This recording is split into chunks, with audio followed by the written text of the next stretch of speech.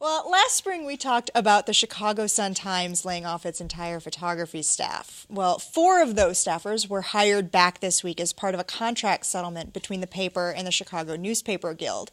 This at the same time the Orlando Sentinel told its photography staff that their jobs were gone and they had until the end of last Friday, to reapply for new positions that would be more video-centric in nature, aimed at getting more video to the paper's website.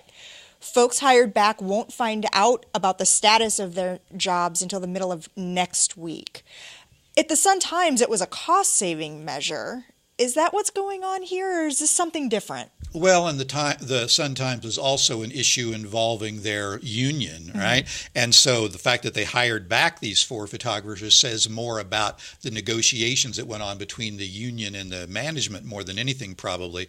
But in Florida, I mean, they're not actually getting rid of any total number of employees. They're just redirecting their visual resources to people who can do video too. And you can argue about whether that's a good or bad thing, but economically it makes perfect sense for a newspaper when videos online are driving a heck of a lot more traffic, advertiser relatable traffic and audience engagement than photos are.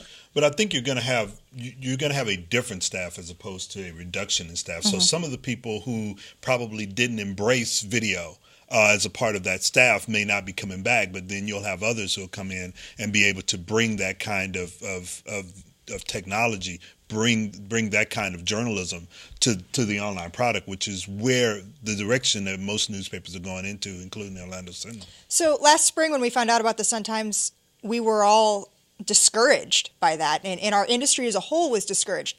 Is this something for us to be upset about, or is it something to get energized about and see it as maybe a move into a direction I mean, forward? Orlando is taking arguably a more nuanced or positive approach to it. I mean, they're not getting rid of a bunch of folks. They are saying reapply for your jobs. If you have the interest and the chops in doing the video as well as photography, you still have a job here. They're not advertising outside the paper. They're letting the people who are there apply for those positions. I think that's a positive development.